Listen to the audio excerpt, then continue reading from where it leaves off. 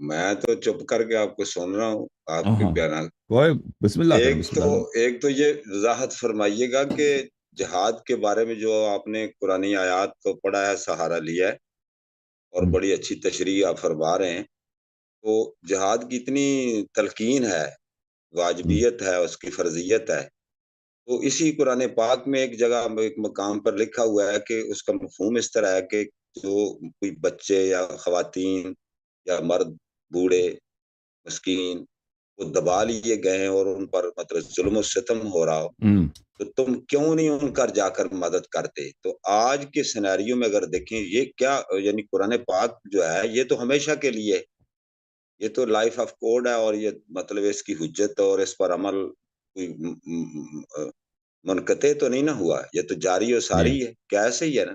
تو جی آج پھر یہ جو مسلمان ہیں، جی یہ کیوں خاموش ہیں؟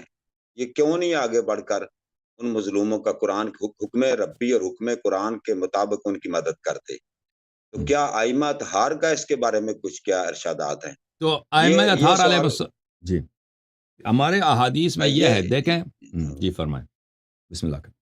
میں جی ایک سر یہ سوال آپ اس کا جواب دیجیے گا، ہاں اور پھر ایک آج میں نے آپ کو نا مناظرے میں ایک چھوٹے سے جملوں میں میں نے آپ کو ہرا کے جانا ہے، جی آپ سر بسم ہمارے اللہ۔ لوگوں کو ہراتے ہیں، تو آج جی میں نے آپ کو آؤٹ کر دینا ہے۔ بالکل بالکل، آپ ہم میرے پہلے آپ سے دوست ہیں، ہار ویسے کئی دفعہ مجھے آپ سے ہار چکے ہیں، ہم ہمیشہ آپ سے ہارتے ہیں، آپ بزرگ ہیں ہمارے۔ نہیں، آپ آج ہاریں گے اور دنیا دیکھے گی، وہ صحیح، جیسے آتا ہے نا خان صاحب اور صدام صاحب، جی جی علامہ ہاں صاحب آپ پھنس گئے، آپ پھنس گئے، آج میں آپ کو جی چھوڑوں بالکل، گا نہیں۔ بسم اللہ بسم یہ اس کا جواب دیں، کیوں نہیں مدد کرتے آج لوگ مسکین میں، فلسطین میں جو لوگ کیوں نہیں نام لیتے ان؟ اللہ۔ وہ جی ہمارے مسلمان کلمہ کو بھائی نہیں ہے؟ تو دیکھیں آپ کی خدمت میں عرض کروں، میں کتاب الجہاد ہے میرے ہاتھ میں، اگر مجھے وہ حدیث مل جائے۔ آپ اپنا نقطہ نظر بیان کر دیں، آپ کا تو مل گیا، مطالعہ کتاب مل ہے گیا، نا آپ۔ یہ ہے الفروع من الکافی جلد نمبر 5، بلی کتاب کتاب الجہاد سے آغاز ہوتا ہے یہاں پر کتاب الکافی، یہ یہاں پر کتاب الجہاد میں یہ صفحہ نمبر کون سا ہے؟ صفحہ نمبر 20 ہے کہ الغزو مع الناس اذا خیف علی الاسلام۔ تو یہاں پر جو احادیث ہیں وہ یہ ہیں کہ انسان کو لیے جائز نہیں ہے، یہ تو اور بھی احادیث ہیں کہ یعنی شیعہ مذہب میں کہ جہاد کرے انسان غیر امام معصوم علیہ الصلاۃ والسلام کے کمانڈ میں، مگر یہ کہ الا ان يخاف على ضرار المسلمين ارأيتك لو ان الروم دخلوا على المسلمين لم ينبغي لهم ان يمنعوهم قال يرابط ولا يقاتل۔ کہا کہ اگر کسی جگہ پہ ایسا ہے کہ مسلمان گھرانے، مسلمان بچے، مسلمان بچیاں، ان کی جان کا خطرہ ہے، تو وہاں پر وہ ایسے جگہ پر انسان جہاد نہیں کر سکتا، لیکن محافظت دفاع کر سکتا ہے کہ وہاں پر جا کے مرابطہ کر دے، مرابطہ رباط کر دے، جہاد نہیں رباط کر دے، ہم، یعنی وہاں پہ جائے، بارڈر پہ کھڑا ہو جائے، چوکیداری کرے۔ کفار جو پرانے زمانے میں یہ ہوتا تھا کہ نا کوئی مثلا رات کے وقت کوئی شبی خون مارتے تھے کسی ایک مسلمان علاقے، مسلمان شہر، مسلمان گاؤں پہ، تو وہاں پہ جا کے رباط کر دے تاکہ مسلمانوں کی جان و مال محفوظ رہے، لیکن جہاد کا اجازت نہیں ہے۔ اچھا جہاد کا کب اجازت ہے؟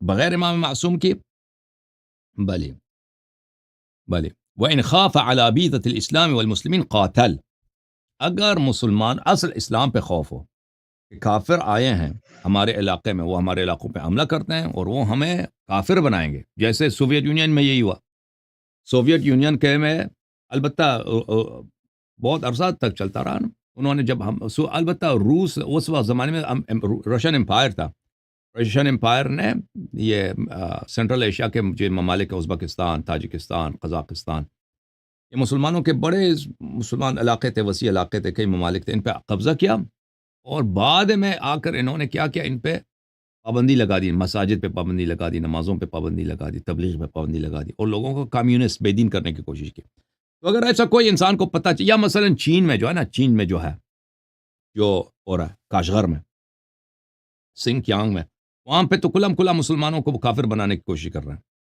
اگر آپ کو دیکھ لینا کہ آپ نمازی آدمی ہیں، آپ کو پکڑ کے لے جائیں گے کیمپ میں، کہتے ہیں آپ کو دوبارہ ہم نے تربیت دینی ہے، 1 سال 2 سال آپ سے شراب، روزانہ آپ کو شراب مجبور کریں گے، شراب پی لو، اور سور کا گوشت کھلائیں گے، اور روزانہ آپ کے لیے کلاسیں رکھیں گے کہ اسلام باطل ہے، برین واش کرنے کے لیے.